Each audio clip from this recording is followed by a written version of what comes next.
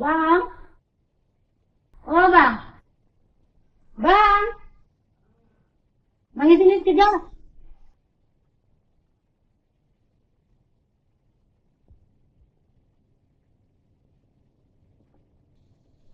Nak apa?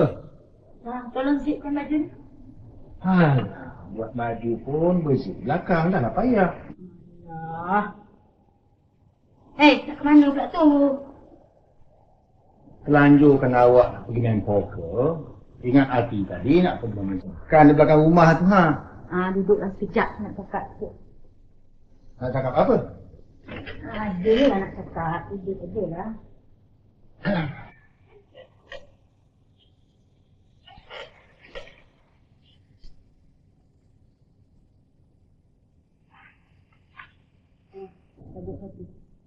Tadi kata nak cakap. Cabut ajalah satu, yang mana-mana aja. Ikut mata tu dulu. Ambil satu. Is lekuk. Inilah tandanya nasib awak baik hari ni. Kalau awak ikut saya pergi main poker, mesti menang. Dah berapa kali saya katakan. Saya tak tahu main poker.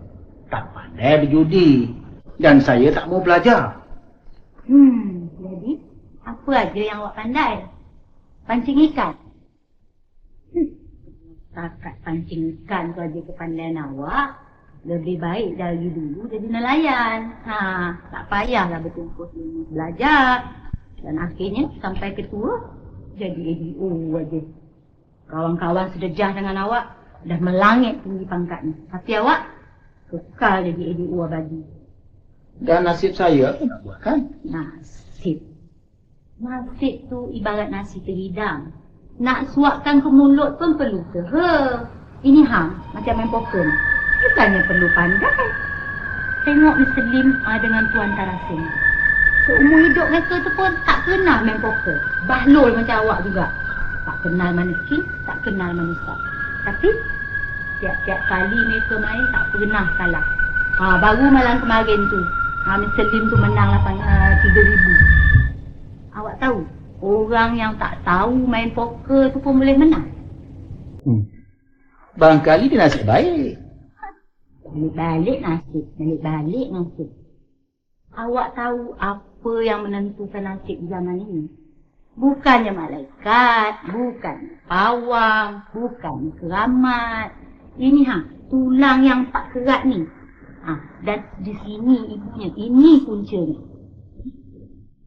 Tuhan bagi manusia tu tak bukan sekadar untuk alas tengkorak yang kosong. Macam menyumbatkan kekabu ke dalam bantal buat lapik tidur. Bukannya macam awak tu, otak yang ada sikit-sikit tu pun awak gunakan cuma untuk lapik tidur je macam bantal. Gunakanlah sikit. Oi, nak ke mana tu?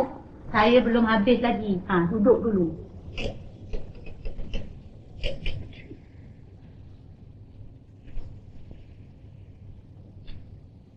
Awak tahu tak siapa yang selalu pergi main poker tu? Entahlah. Orang yang berduit dah agaknya. Ada dua pihak. Satu pihak orang yang berduit tapi tak berkuasa. Satu pihak lagi orang yang berkuasa tapi tak berduit. Pihak yang berduit tu macam pihak yang berduit tak ada kuasa tu macam salah kontraktor toki tuan-tuan yang mencari hutan toki sapu dan toki lain. Pihak yang tak ada jika ada kuasa tu macam ketua jawatan termasuklah ketua awak dan orang-orang yang macam awak ni angkat besar kuasa banyak hidup tu style besar gerak lagi. Jadi tak pernah cukup duit. Awak faham tak? Tak. Itulah tadi. Awak tu ada otak cuma untuk laku macam apa macam bantal buat laku tidur. Cubalah. Paling senang antara dua pihak yang saya sebutkan tadi nak tukar muka. Pihak yang ada duit nak berkuasa. Pihak yang ada kuasa nak duit. Pihak yang berduit nak komit, nak kontrak, nak tender, nak elak sukai, nak jual madat, nak jual candu, nak macam-macam. Pihak yang tak berduit ada komit, ada kuasa memberikannya semua. Jadi bertukar tanganlah antara komit dengan duit di meja poker, di meja mahjong. Awak faham ke tidak? Pak poker, Pak Ustaz, Pak Ter tu, saya tak faham. Tapi mengenai ganti-ganti di antara duit dengan permit tu, fahamlah saya. Itu rasuah namanya. Ilah. Rasuah? Awak tahu tak? Selisihlah malaikat 44. Rasuah itu racun negara. Betul lah awak ni, betul lah. Luar sangat cara pemikiran awak. Straight macam ruler. Jalan ke arah kejayaan tu bengkang-bengkok. Banyak sempang, banyak liku. Orang yang berjalan terus-terus macam awak ni, sampai bila pun tak sampai sana. Siapa kata ini rasuah? Orang menang berjudi tu tak ada salahnya, dah perkara biasa. Bukannya salah, kalau salah pun cuma sikit salah berjudi. Bukannya salah rasuah. Kita ikhlas-ikhlas pergi main judi. Cara kebetulan kita menang. Apa salahnya? Siapa boleh tangkap kita? Kalau tangkap pun apa buktinya? Itu pendapat awak. Pendapat saya, dosa dan kesalahan tak perlu dibuktikan oleh orang lain.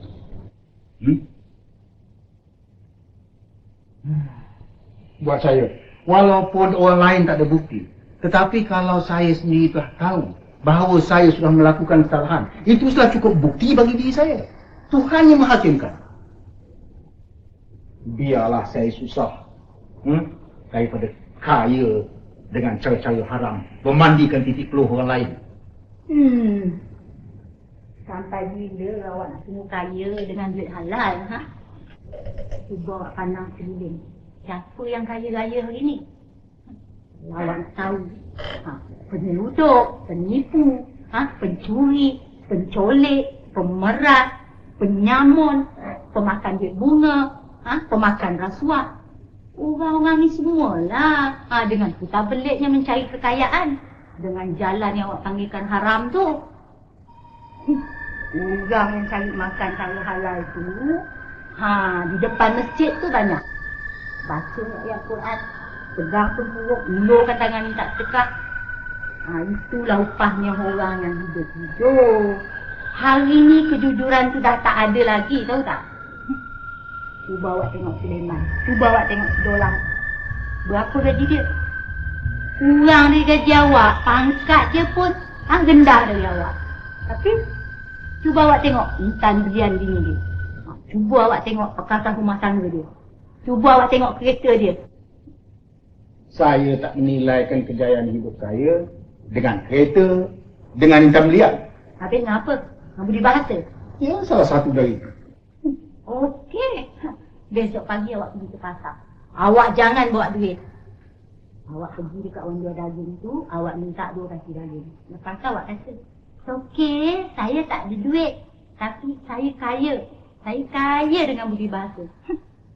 Saya nak tengok awak bawa balik lauk daging ke tidak. Alamak, kebuluh lah anak-anak awak di rumah. Cubalah awak fikir betul-betul. Awak tu LDO.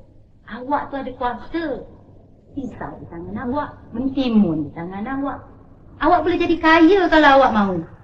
Ini bukan perkara baru lagi. Bukan rahsia. Semua orang tahu. Semua orang buat. Cuma awak tu seorang aja yang bodoh. Bukan semua begitu, so. Walaupun pisau di tangan saya, dan yang awak suruh potong-potong, cencang lumat-lumat tu, bukannya mentimun. Itu semuanya manusia yang awak suruh potong-potong tu. Manusia yang mengharapkan perlindungan dan pertolongan dari saya. Bukannya untuk melapah isi perut mereka. Lagipun pisau di tangan saya tu bukan hanya dijadikan untuk memotong timun. Dah berapa banyak orang yang tergila-gila motong timun? Potong tangan, potong lengan, bahkan potong leher sendiri. Tahu tak? Kalau awak dah da'i sangat, lebih ambil berat hal orang lain dari hal anak isteri awak sendiri. Gunalah saya nak beranak tinggal di sini lagi. Kadang-kadang saya malu dengan keadaan kita yang begini. Kadang-kadang saya malu menjadi isteri awak. Ya, apa kena buat? Kalau awak dah merasa malu berumah tangga dengan saya tahu so. Saya ada kuasa. Tetapi kuasa itu datangnya dengan tugas dan tanggungjawab. Seperti juga senjata api itu. Datangnya dengan tugas dan tanggungjawab polis. Bukannya untuk membunuh hamba rakyat. Tetapi untuk menolong dan memperlindungi hamba rakyat. Tidak. Saya akan tidak menggunakan kuasa yang diumanahkan kepada saya itu untuk merompak rakyat. Demi kekayaan saya sendiri. Boleh saya pergi mancing sekarang? Eloklah awak pergi. Kalau tak ada umpan, awak sendiri boleh jadi umpan. Pasal awak tu macam cacing. Macam cacing, waktu panas, lindung di tanah lembap. Macam cacing, tak tahu mana kepala, mana ekor. Tak ada tulang belakang.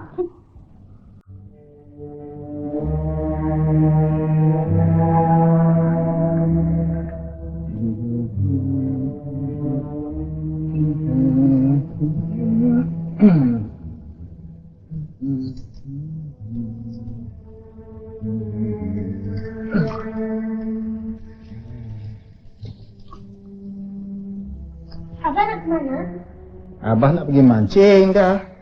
Dah nak ikut? Enggak, tapi takut mak marah. Tidak, mak tak marah. Bukan jauh di belakang rumah tu. Tapi udah dengar mak marah-marah abah tadi. Mak dengan abah selalu bergaduh. Kenapa abah? Tidak.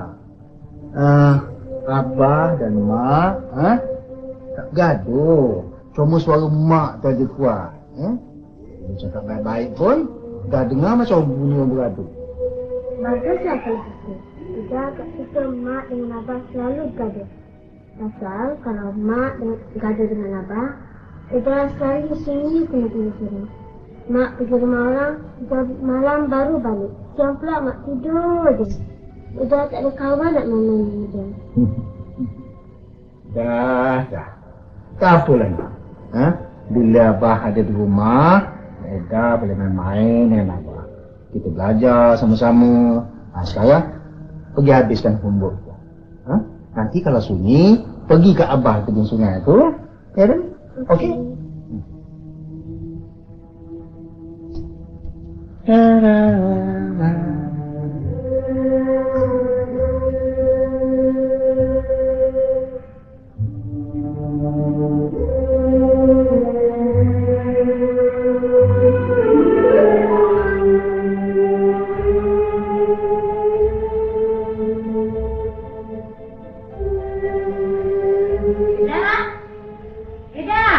Ya mak.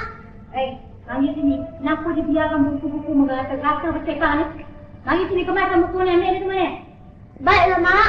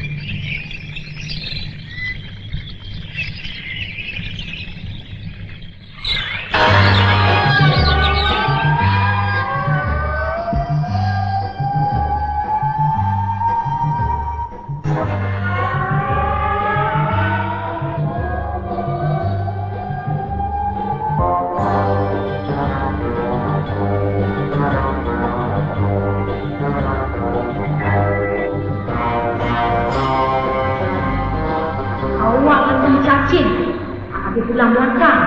Saya malu dengan keadaan saya begini. Kadang-kadang saya malu jadi dia waktu ini. Siapa yang saya layar ini? Penyelunjuk, penipu, pemboleh, pemeras, pemakan berguna, pemakan rasuah. Pisau di tangan awak, mentimun di tangan awak. Orang yang jujur, yang kelihatan halal-halal depan masjid itu banyak. Baca ayat Quran, pegang punggung, dulu jangan tak suka. Zaman ini kejujuran tak laku lagi. Dulu tak laku lagi. Orang macam awak ni, otak sikit yang ada dalam kepala tu, cuma buat laku tidur. Macam orang simbat yang habis dalam badan. Saya malu jadi dia. Malu. Awak macam cacing, tak ada tulang belakang.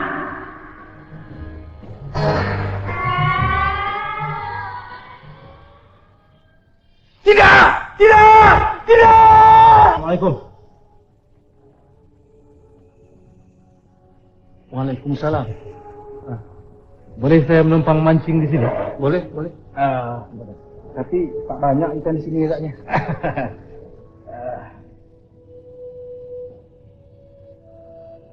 Tadi saya dengar awak menjerit-jerit. Tidak. Tak betul ke awak ni macam cacing? Awak ni siapa? Kalaupun saya terangkan, Tuan tak percaya. Di dalam zaman sekarang ni, Sikap Mak. segala-galanya boleh berlaku. Sudah ada lelaki jadi perempuan. Manusia sudah menjejakkan kaki ke bulan. Dan sudah banyak makhluk yang tidak mengaku adanya Tuhan. Tidak mustahil lagi. Saya percaya, terangkan. Baiklah, kalau begitu. Saya ni Abu Nawas. Dari zaman silam. Tugas saya memberi panduan manusia yang terpesong jalan. Ringkasnya dan lebih tegas, Abu Nawas diberi tugas memberi awas. Tapi setahu saya, Abu Nawas orang Arab, cakap Arab, tapi awak cakap Melayu, berpakaian biasa. Betul kan? Pakaian adalah hiasan kulit. Dan bahasa cuma alat penuturan lidah yang tidak hilang. Kalau Tuan cuma kenal orang dengan bahasa dan pakaian, betapa banyak orang putih kulit hitam dalam daerah ni. Jangan kenal kulit luar saja. Belajarlah kenal isinya di dalam sekali. Dan bukankah baru sebentar tadi Tuan sendiri mengakui bahawa di zaman segilik ini segala-galanya boleh berlaku. Kejadian-kejadian alam jadi dalil bahawa tak ada perkara yang mustahil. Lihat saja diri Tuan. Lelaki gagah berpelajaran tinggi. Tapi dicucuk hidung isteri sendiri. Macam mana awak tahu? Dapat siku. Tolong. Bagi-bagi tu. Boleh. Selesaikan ya. Tuan nasib baik. Betul. Saya tahu bukan apa lagi. Dari yang maha mengetahui, supaya juga dari yang memberi rezeki ini tadi. Apa maksud Tuan datang kemari? Telah saya sebutkan tadi. Kewajipan saya membimbing tangan manusia yang sesat di tengah jalan.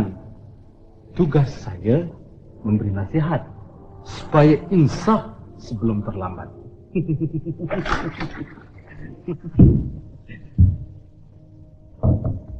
Tapi mengapa nasihatkan saya? Saya tidak salah dalam hal ini. Isteri saya yang bersalah. Dialah yang menyebabkan keadaan begini. Tuan ibarat penari tempang yang kaku langkah. Tak pandai menari, tuduhlah tanah tinggi rendah. Dalam soal ni, kedua-duanya bersalah.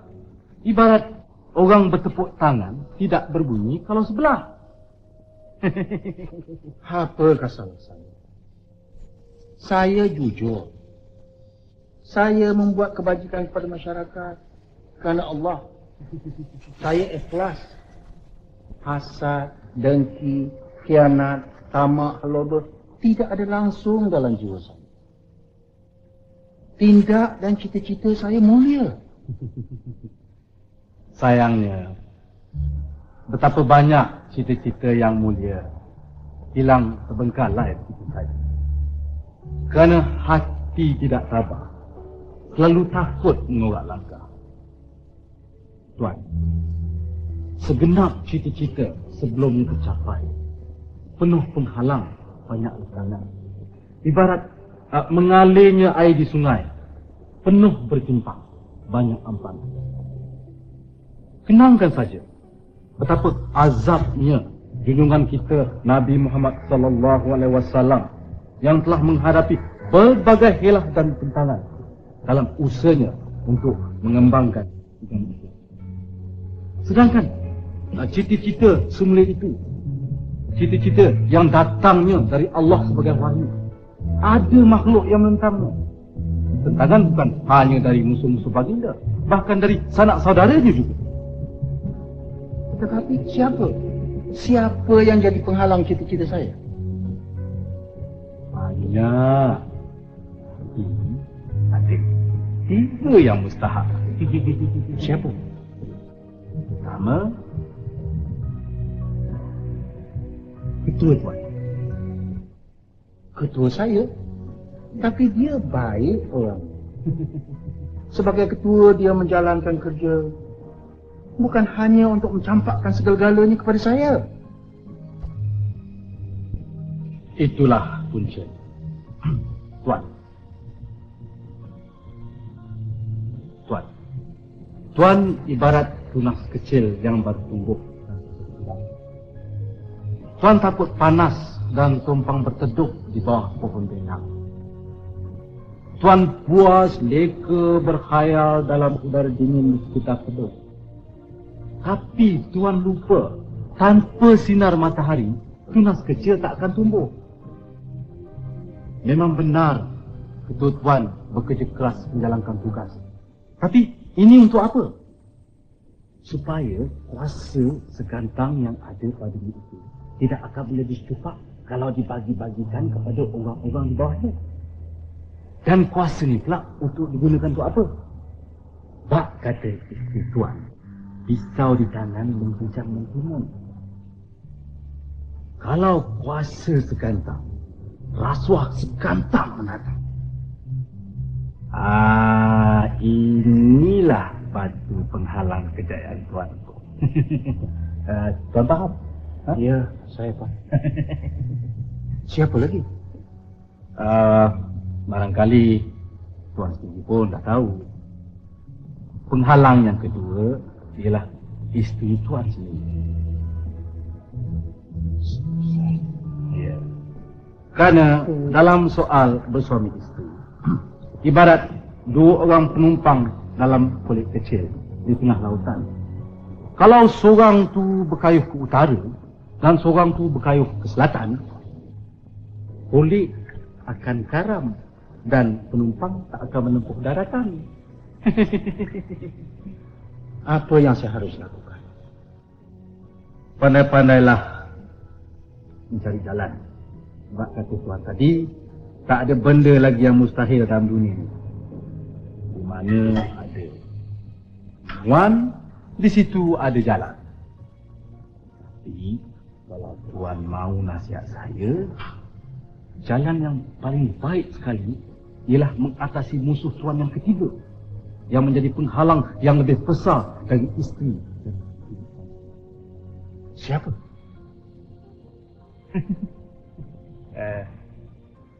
Tuan sendiri. Saya? Saya jadi penghalang diri saya sendiri? Ya. Jadi musuh saya sendiri? Ya. Ibarat lilin yang hendak memberi sinar terang, tapi dimakan api sendiri sehingga musnah dan hilang. Apa yang saya harus buat sekarang? Dapat psikologi. Dapat psikologi. Putus baik. Tak apa. Lepas. Pertama, terhadap diri. Kalau tidak mau terkandas, sikap mesti tegas. Tegas terhadap ketua, tegas terhadap isteri, dan tegas terhadap segala-galanya. Dan Tuan mesti ingat panduan ini. Kalau cita-cita itu ibarat pedati, usaha itu redang, ditutup hidung dan diheret ke tempat-tempat yang Tuan tidak rela. Isteri boleh membimbing pasangannya ke percu yang paling tinggi. Sebaliknya pula, boleh mengheret suaminya ke lembah yang paling terkecil. Perempuan ni ibarat api yang kalau bijak diguna akan memberi faedah. Kalau disalahguna akan membawa musnah. Tuan faham? Ketiga pula terhadap ketua. Ketua ni ibarat guru. Kalau guru kencing berdiri, anak murid kencing berlari. Dan Tuan sebagai murid mesti ingat panduan ini. Jangan tunggu nak diajar, baru nak belajar. Jangan tunggu dia perintah, baru nak menolak langkah. Tuan mesti bertindak sendiri. Sebab kata orang tu apa? Inisiatif. Sebagai pekerja, Tuan ibarat timba yang mesti pergi mencari telaga dan bukan sebaliknya. Benar pendapat Tuan. Saya sedar sekarang. Jadi, apa lagi yang ditunggu? Sekaranglah masanya untuk tindak. Ya, sekarang juga. Terima kasih banyak. Saya nak berbincang dengan isteri saya. Tetapi, Tuan tolong tunggu sini, jangan pergi ke mana-mana. Saya nak bawa isteri saya berjumpa dengan Tuan. Jumpa lagi, ya? InsyaAllah. Dapat ikan. Sengkok, Tuan. Sengkok. Mati dia. Kasut. Nasib Tuan tak baik lagi lah. Ya. Nanti jumpa lagi, Tuan.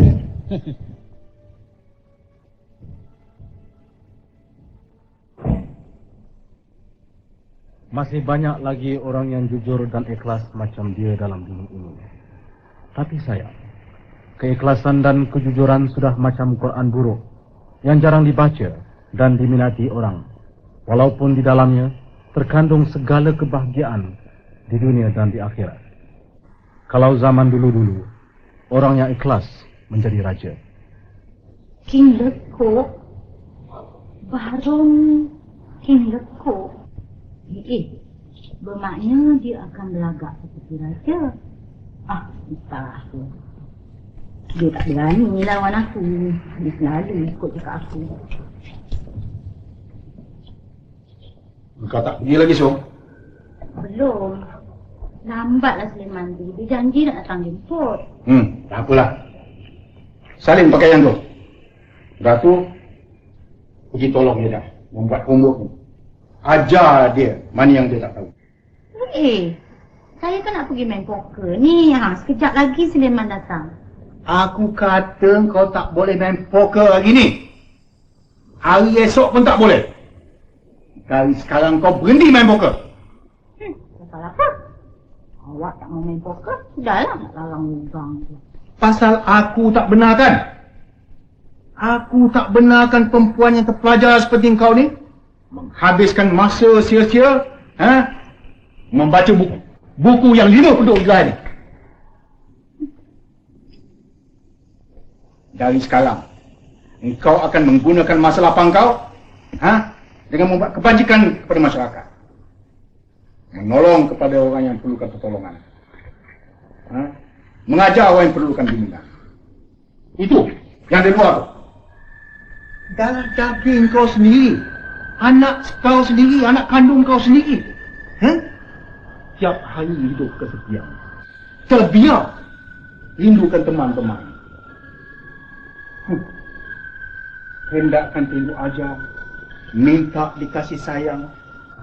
Tetapi sekarang ni nasibnya lebih buruk dari anak ayam. Sedangkan binatang tahu menjaga anak-anaknya, tetapi engkau tidak. Engkau macam ibu ikan. Anak sendiri dibuat ubat. Apa dah jadi dengan awak ni, Mak? Pasal apa awak cakap macam ni? Jangan susahkan diri saya.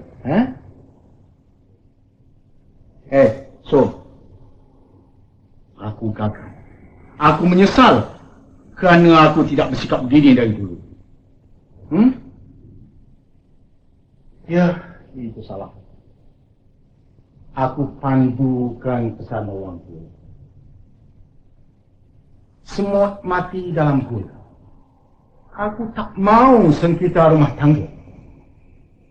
Tetapi dalam zaman moden ini, kalau sudah terlalu banyak sangat gula, bukannya mati semut, tetapi boleh mati mengidap kencing manis, tahu tak? Engkau menganggap kesopanan dan budi bahasa itu sebagai satu kelemahan. Bahawa aku ni takut konon. Aku macam cacing, tak ada tulang belakang, kata kau. Tetapi kalau cacing sudah hilang sabar, boleh jadi naga. Aku gagal. Aku pandukan pesan orang tua. Aku bercita-cita untuk menjadi pemimpin bangsa. Sedangkan aku belum pernah belajar memimpin rumah tanggaku yang sekecil ini. Tetapi mulai hari ini aku akan belajar. Belajar mendayung kolek sebelum kamu dibakar mengharung lautan dalam. Aku tak rela. Siapa juga yang menghalang cita-cita itu? Tidak juga isteriku sendiri. Sejak bila saya menghalang awak? Kau yang berkiblatkan harta benda dan kekayaan. Engkau yang bertuhankan diri engkau sendiri dan bersetan kepada orang lain. Kenapa awak cakap macam tu dengan saya? Ha? Saya ni kan isteri awak. Jangan kau kasar dengan aku baru. Duduk aku kata.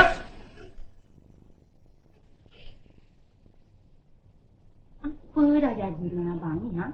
Siapa yang menghasil abang sampai abang jadi begini? Tak ada siapa yang menghasut aku.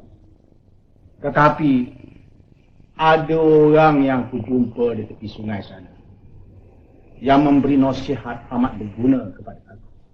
Orang? Orang apa? Abu Nawas.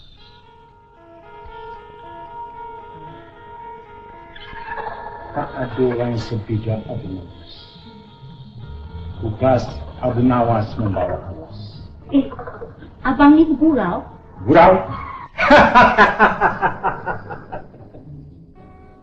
Abu Nawas terlalu mulia untuk dijadikan bahan gurauan. Abu Nawas terlalu bijaksana untuk diperkenalkan. Engkau harus berjumpa dengan dia. Sesaat dengan Abu Nawas, ibarat hujan lebat sesudah kemarau. Sedetik dengan Abu Nawas, ibarat bunga layu mendapat bibit-bibit. Engkau mesti jumpa dia. Dia lain dari yang lain. Dia datang untuk membetulkan yang salah dan memperbaiki yang cacat. Marilah aku bimbingkan engkau jumpa dengan pantai yang Jangan gurau lah bang. Kelakuan abang ni ganjil sekali. Tidak. Demi Allah, aku tidak untuk. Marilah ikut aku. Baiklah. Baiklah bang. Bang, tapi saya berpakaian tak senonoh untuk pergi menghadap, pergi berjumpa orang yang semulia tu bang. Tak eloklah kalau saya berpakaian begini saja pergi berjumpa dengan siapa tadi bang? Abu Nawas membawa awas. Ya. Abu Nawas. Lebih elok abang jemput di rumah. Saya boleh cari pakaian. Lepas tu kita boleh jemput dia makan ni bang. Itulah cadangan yang sungguh bijaksana. Izinkanlah hamba seketika. Hamba pergi mempersilakan paduka yang mulia.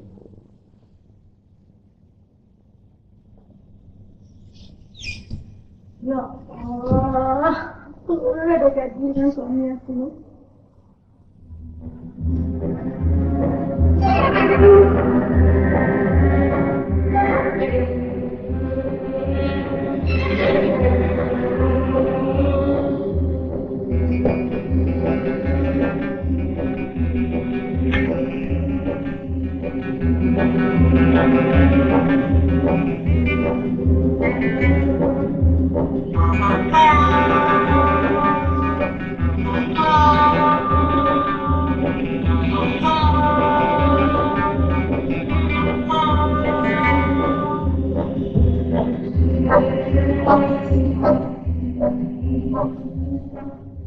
Hello, is that Naidu? Oh, thank God you are in. Kasum ya? Pasal suami I lah Naidu. Tolonglah I Naidu. Mustahak. Please Naidu, tolonglah I.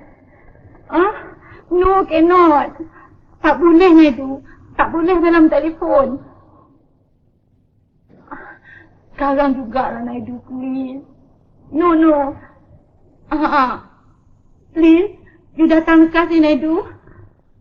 Okay, see you.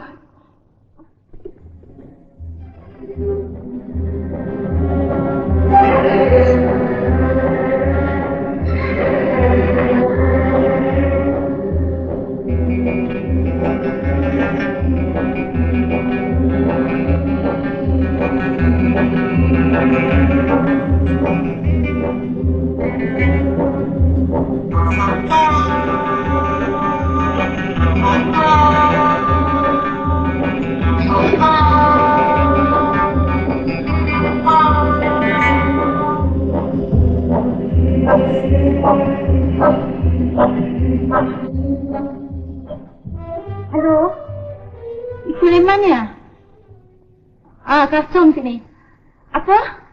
Tak payahlah jemput Ya. Tak pergi main lah hari ni. Betul tak jadi. Sorry lah Leman ya, jangan marah ya. Ada hal sikit lah. Okey, bye.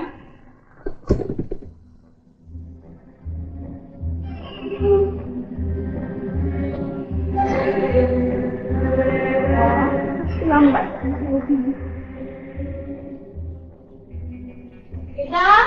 Eda! Kemana tu? Naklah pergi ni budak ni. Lambat sangat.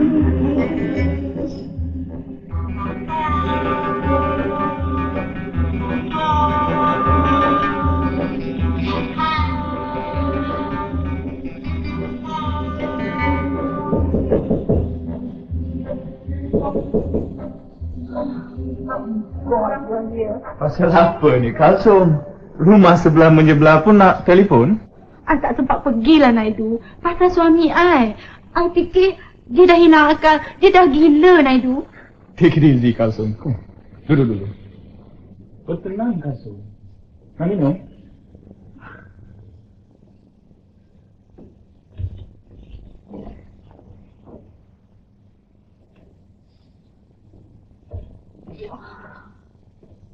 Nak, Kalsum. Minum ini.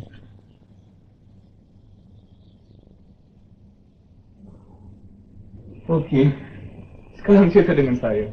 Apa yang telah terjadi? Pasal suami I Naidu, I fikir dia dah hilang akal. Kelakuannya gantil sekali. Sudah 15 tahun I kahwin dengan dia.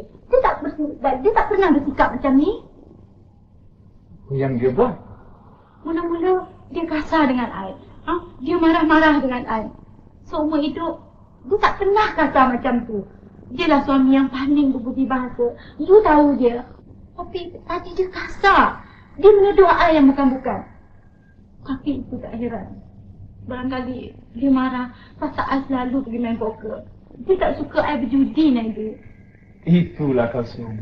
Saya selalu nasihat dia. Lepas itu apa dia buat? Dia kata dia berjumpa dengan Abu Nawas ni. Abu Nawas? Siapa tu Abu Nawas? Dia seorang karakter dalam old Malay literature. Tapi itu cerita khayal. Abu Nawas tak ada. Cuma khayal aja. Itulah yang I herankan itu. Barangkali dia cuma joke dengan you. Tidak, Naidu, tidak. I kenal dia. Dia suami I. Seumur hidup, dia tak pernah bergurau macam tu. You tahu dia seorang yang serius. Tak pernah bergurau mengenai soal begini. Saya tahu dia dah hilang akal. Barangkali salah saya. Sayalah yang menyebabkan dia gila. Tolonglah Naidu, tolonglah panggilkan doktor jiwa. Sabar dulu, Kalsum. Sabar. Suami you bukan orang kecil. Dia pangkat besar. Dia dihormati dan disegani orang. Saya tak boleh panggil doktor begitu saja, Kalsum. Saya mesti jumpa dia dulu. Di mana dia sekarang? Pasal apa? Pasal you tak percaya dengan I? I tak pernah cakap bohong. Tadi, bukan saja dia kata dia berjumpa dengan Abu Nawas. Tapi dia bercakap dan berlagak macam Abu Nawas. Katanya, kalau kau ingin tahu, di permukaan air hening, turun satu wahyu yang menjelma diri sebagai sebab Abu Nawas sendiri. Marilah Tuan hamba, ikut hamba ke tepian tempat Abu Nawas bersama. Jadi baru di sungai sekarang? Ikan anak ikan semuanya aku bulaikan.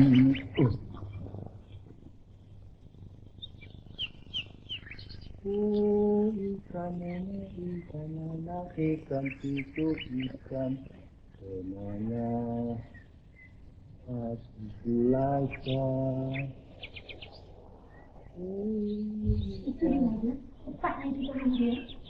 Hi, hello there, Naidu. Like to join me fishing? Or the fresh air will do you good. Bang, tenangkanlah pikiran abang. Nanti datang tolong kita.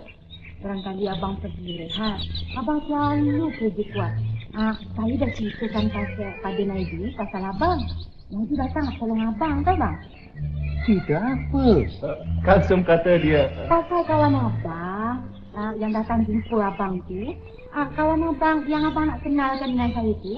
Kawan abang yang dari zaman silam yang kita nak jemput makan di rumah tu. Abang tak ingat? Kawan mana? Bila pula abang cakap ni? Tadi. Baru tadi. Abang dah lupa? Abang pergi memancing. Abang kata abang jumpa dengan Abu Nawas. Di permukaan air ni. Abu Nawas. Abang balik tadi. Abang suruh saya datang ke sini jumpa dia. Abang tak ingat lagi ya? Som, mengucap Som, dengar sini. Zaman sekarang ni manalah ada Abu Nawas lagi. Bangkali Som tertidur dan mamai tadi. Tak apalah, kita balik sekarang. Kita rehat. Kita selesaikan segala-galanya ya Som. Yang perlu sekarang, Som. Kita balik. I'm sorry, Barum. I don't know about this, you know. No, it's alright, Som. Bohonglah itu. Bohong. Ini semua tipu muslihat Abu Nawas. Abu Nawas lah yang mengajar dia cakap bohong. Baru tadi dia balik ke rumah. Ceritakan pada saya pasal Abu Nawas. Som, sabar Som. Tengok Som, manalah abang balik. Ya. Ikan yang abang tangkapnya, abang tak berganjak daripada tadi. Bohong. Ini semua bohong. Bohong Naidu. Jangan percaya dia Naidu. Bohong. Dia cakap bohong. Dah. Mak dah pergi main poker. Ida ikut Abah. Pasal Ida sini tinggal seorang. Mak marah Ida tak? Tidak. Mak tak marah Ida. Tapi tadi, masa Abah balik ke rumah sekejap, Ida tak takut tinggal seorang? Tidak. Entahlah. Ida sibuk hoyok di sana tu. Tapi Ida rasa Abah tak balik. Abah dah sini saja. Tak pergi mana-mana pun. Tidak. Tidak Naidu. Tidak. Mereka dua-dua ni dah sebahat. Bohong. Ini semua hasutan Abu Nawas. Abu Nawas, di mana kau? Aku hajar kau. Som. Abu Nawas, di mana tuan hamba? Sabar, Takut tuan hamba dengan perempuan macam hamba? Tunjukkan diri kau, Abu Nawas. Aku hajar kau. Di mana kau bersembunyi? Tunjukkan diri kau, Abu Nawas. Naidu, Abu Nawas, di mana kau? Kita panggil Aku doktor. hajar kau, Abu Nawas. Di mana kau? Di mana